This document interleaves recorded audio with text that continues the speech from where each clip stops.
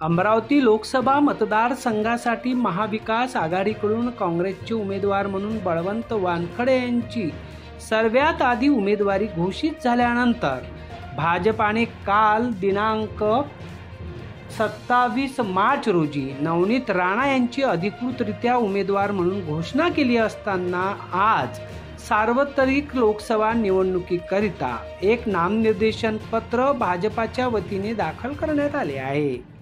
अमरावती लोकसभा मतदारसंघ हा अनुसूचित जातीकरता आरक्षित आहे। आज एक नामनिर्देशन पत्र दाखल करण्यात आले। ते नामनिर्देशन पत्र दाखल करणारे विजयपूर लोकसभा मतदारसंघाच्या यादीत नागठाणा मतदारसंघातील रहिवासी असलेले चाळचंद, जिल्हा विजयपुरा, बारडोन येथील रहिवासी असलेले व्यंकटेश्वरा महास्वामीजी उर्फ दीपक यांनी नामनिर्देशन पत्र दाखल करत असताना भारतीय जनता पार्टी या पक्षाचा उल्लेख आपल्या नामनिर्देशन पत्रात दाखल केला आहे। आज नामनिर्देशन पत्र 43 व्यक्तींनी 75 नामनिर्देशन अर्जांची खरेदी केली आहे। अमरावती लोकसभा मतदारसंघासाठी गुरुवार दिनांक 28 मार्च रोजी अधिसूचना जारी झाली आहे। 4 एप्रिल हे उमेदवारी अर्ज भरण्याची शेवटची तारीख असेल, तर 5 एप्रिल रोजी उमेदवारी अर्जाची छाननी करण्यात येणार आहे। 8 एप्रिलला हे उमेदवारी अर्ज मागे घेण्याची शेवटची तारीख आहे।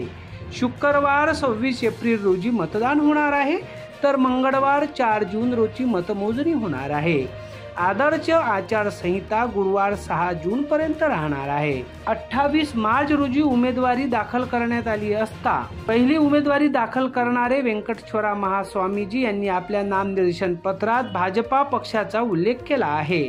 मात्र जोपर्यंत पक्षाकडून बी फॉर्म अधिकृतपणे जोडला जात नाही तोपर्यंत पक्षाचा उमेदवार म्हणून शिक्कामोर्तब होणार नाही।